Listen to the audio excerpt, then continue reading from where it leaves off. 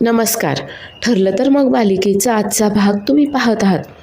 आता सदाची तब्येत खूपच बिघडली आहे आणि सायली अर्जुन डॉक्टरांना घेऊन तिथे पोहोचलेत. तर डॉक्टर आता सदाला चेक करतात. तर तेवढ्यातच आता सदा देखील शुद्धीवर येतो. त्यामुळे आता खरं तर सायली आणि अर्जुनच्या देखील जीवात जीव येतो.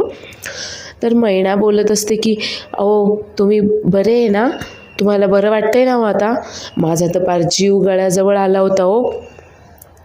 त्यावर आता ते डॉक्टर सांगतात की आता सदाला खूप जास्त कफ झाला आहे आणि तो छातीमध्ये साठल्यामुळे त्याला श्वास घ्यायला देखील जड जात आहे आणि जर अजून वेळ जर त्याला ट्रीटमेंट मिळाली नसती तर ते त्याच्या जीवावर देखील बेतलं असतं.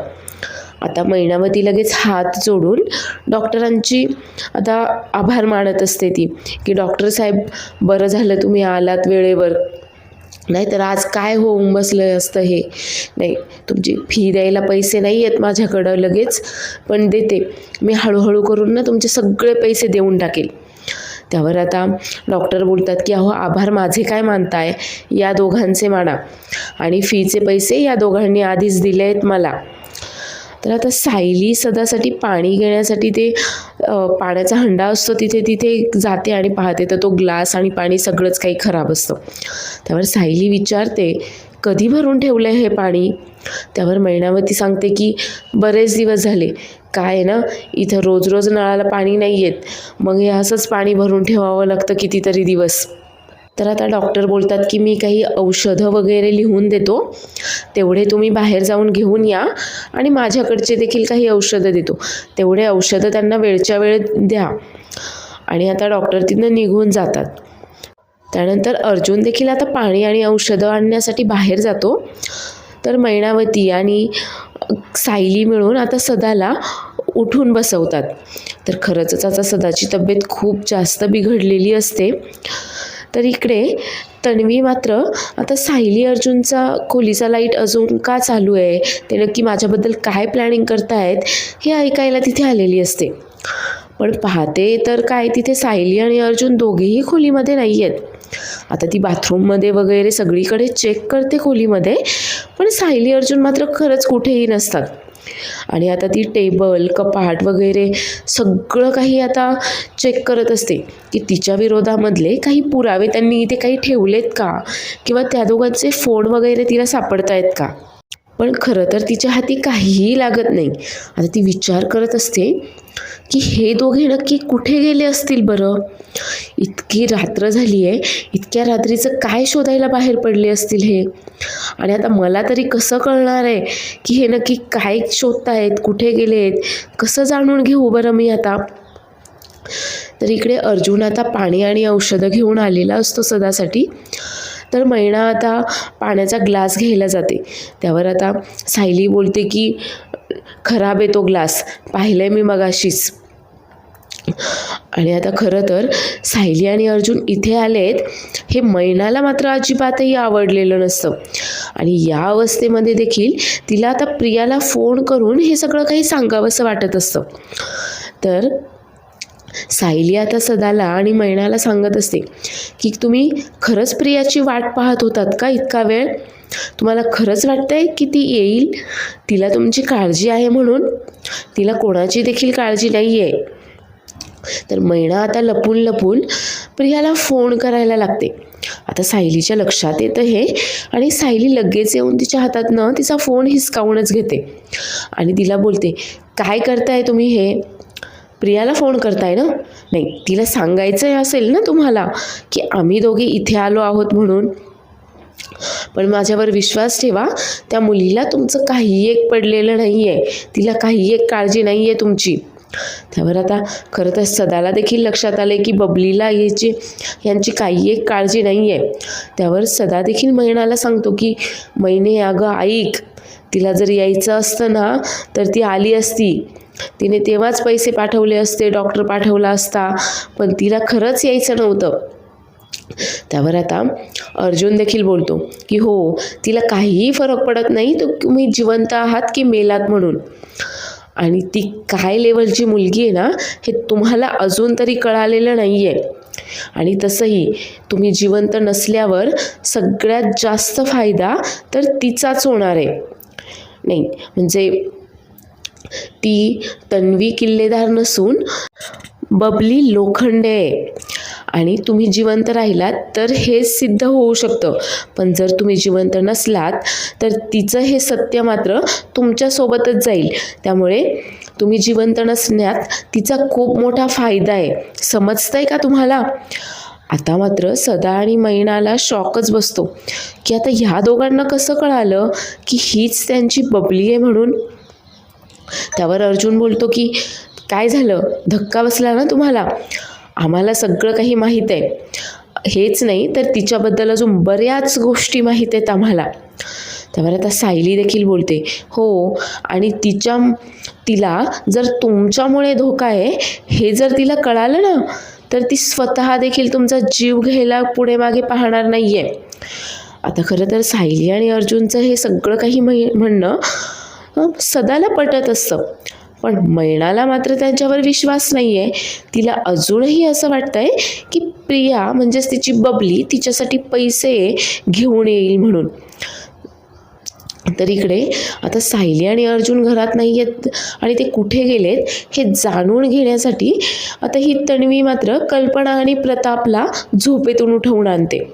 त्यावर आता प्रताप विचारतो की अगं काय झालं, एवढ्या रात्री कशाला आम्हाला झोपेतून उठवलं आहे? त्यावर कल्पना देखील बोलते, हो ना, मी तर गाढ झोपले होते, तू दार वाजवलंस आणि झोपमोड झाली. अगं किती कामं आहेत, उद्या लवकर उठायचं आहे, उद्या गुढीपाडव्याची तयारी करायची आहे मला सगळी. त्यावर आता तन्वी सांगते की आई बाबा, अहो तुम्हाला कळतंय का, सायली आणि अर्जुन त्यांच्या खोलीमध्ये नाही आहेत, ते इतक्या रात्री कुठे गेले असतील बरं? त्यावर आता प्रताप बोलतो, बस इतकंच ना? अगं आपल्यालाही माहीत आहे की त्यांना लाँग ड्राईव्हला जायला आवडतं म्हणून गेले असतील कुठे लाँग ड्राईव्हला किंवा आईस्क्रीम वगैरे खायला गेले असतील. ते कशाला उगाच बरं आम्हाला देखील उठवलंस इतक्याशा गोष्टीसाठी? जाऊ दे, झोपू देत आम्हाला. आणि आता प्रताप आणि कल्पना मात्र तिच्याकडे लक्ष देत नाहीत आणि ते दोघेही आता झोपायला निघणार. तर आता तन्वी विचार करते, अरे यार, मला तर वाटलं होतं की हे ऐकून आता हे दोघं पॅनिक होतील आणि घाबरून त्या दोघांना फोन करून विचारतील की ते दोघं कुठे आहेत म्हणून. नाही, काहीतरी करायला हवं आहे आणि ते दोघे नक्की कुठे गेले आहेत ना हे जाणूनच घ्यायला हवं आहे. तर इकडे आता डॉक्टरांनी सांगितलेलं असतं की सदाला या दमट वातावरणामध्ये ठेवू नका, लवकर दुसरीकडे शिफ्ट करा. त्यामुळे आता सायली आणि अर्जुनने ज्या ठिकाणी त्यांनी त्या शांता नावाच्या खबरी बाईला ठेवलेलं असतं त्याच ठिकाणी ते आता या दोघांना देखील घेऊन येतात. आणि सायली त्यांना सांगते की या शांता मावशी तुम्ही ओळखलंच असेल, तुम्हाला इथेच राहायचं यांच्यासोबत. तेवढ्यातच ती शांता बोलते की ओळखलं कसं नसेल, चांगलेच ओळखतात ते मला. त्यावर सायली बोलते की लहानपणी तुम्हीच तुमच्या बबलीला हिला देऊन टाकलं होतं आणि त्या बदल्यामध्ये पैसे घेतले होते, तुम्हाला आता इथेच राहायचं आहे त्यांच्यासोबत. त्यावर अर्जुन देखील सांगतो की हो, आता काही दिवस तरी तुम्हाला इथेच राहावं लागणार आहे वगैरे. पण मैनाला मात्र ही गोष्ट अजिबातही पटत नसते. आता ती सायलीला बोलते की सायली, माझा फोन दे ना. सायली मात्र तिचा फोन द्यायला साफ नकार देते आणि बोलते की फोन, तुला तुझा फोन अजिबातही देणार नाही आहे मी. नाही, तुला लगेच प्रियाला फोन करून सांगायचं असेल की आम्ही भेटलो होतो आणि आम्ही तुला इथे शिफ्ट केलं आहे म्हणून. त्यावर सदा देखील बोलतो, मैने अगं आता तरी विश्वास ठेव, ती बबली काही येणार नाही आहे, तू का तिला फोन करायचा आहे तुला? तिने पैसे पाठवले नाही, डॉक्टर पाठवणार होती ना ती, काय झालं बरं त्याचं? तिने डॉक्टर देखील पाठवला नाही आणि तरीसुद्धा तुझा अजून तिच्यावर विश्वास आहे का? त्यावर मैना आता थोडी चिडूनच बोलते, हो आहे माझा तिच्यावर विश्वास, कारण ती माझी पोटची पोरगी आहे आणि मला विश्वास आहे की ती अशी बेईमान नाही आहे. ती नक्की येईल आपल्याला शोधत आणि आपण तिथं नसलो म्हणजे मग काय करेल बरं ती? कुठे शोधेल बरं आपल्याला? त्यावर सदा बोलतो की अगं ती आपला फोनसुद्धा उचलत नाही आहे आणि कशाला येईल बरं ती आपल्याला शोधत? ती काय आता परत आपल्याला शोधत येत नसते ना, आपल्याला पैसे पण देत नसते. त्यावर मैना बोलते, हो, माझ्या पोरीवर ना पूर्ण विश्वास आहे. काहीतरी कामामध्ये अडकली असेल होती, काहीतरी अडचण आली असेल, काहीतरी प्रॉब्लेम झाला असेल म्हणूनच तिला यायला जमलं नाही आहे. पहा, ती नक्की येईल. त्यावर आता सायली बोलते की तुझा अजून प्रियावर विश्वास आहे आणि तुला अजून खरंच असं वाटतंय का की ती तुझा शोध घेत येईल म्हणून किंवा तुम्हाला पैसे देईल म्हणून? ती काही तुम्हाला आयुष्यभर पैसे देणार नाही आहे, ती काही तुमच्या आयुष्याला पुरणार नाही आहे. आता मैनाला मात्र हे सगळं काही पटतच नसतं. तिचा मात्र बबलीवरच जाम विश्वास आहे. आता सायली खरं तर तिला समजावायचा प्रयत्न करते, सदा देखील तिला समजावत असतो, पण ती मात्र काही ऐकून घेण्याच्या मनस्थितीमध्येच नाही आहे. तर इकडे प्रिया आता बोलते की आई बाबा थांबा, अहो तुम्हाला कळतंय का, हे प्रकरण दिसतंय तितकं साधं नाही आहे. त्यावर आता कल्पना आणि प्रताप दोघेही घाबरतात आणि विचारतात की काय झालंय. त्यावर प्रिया सांगते की अहो बघा ना, म्हणजे अर्जुनने महिपत, नागराज, साक्षी यासारख्या गुन्हेगारांशी पंगा घेतलाय. आणि महिपत तर माहिती आहे ना कसा आहे, तो तर जेलमध्ये बसून देखील अर्जुनची सुपारी सहज देऊ शकतो. आणि सायली देखील नेहमी अर्जुन सोबतच फिरत असते. त्याहून त्यांच्या जीवाला धोका आहे म्हणून काळजी वाटते मला. त्यावर आता कल्पना बोलते की अगं असं काहीही होणार नाही आहे. त्यावर प्रताप बोलतो की नाही कल्पना, तन्वी जे म्हणते ना ते पटतंय मला. नाही बरोबर आहे तिचं, महिपतसारखा गुंडनं जेलमध्ये बसून देखील 5 मिनिटामध्ये सगळी सूत्र हलवू शकतो. नाही आपल्याला हे सगळं इतकं हलक्यात घेऊन चालणार नाही.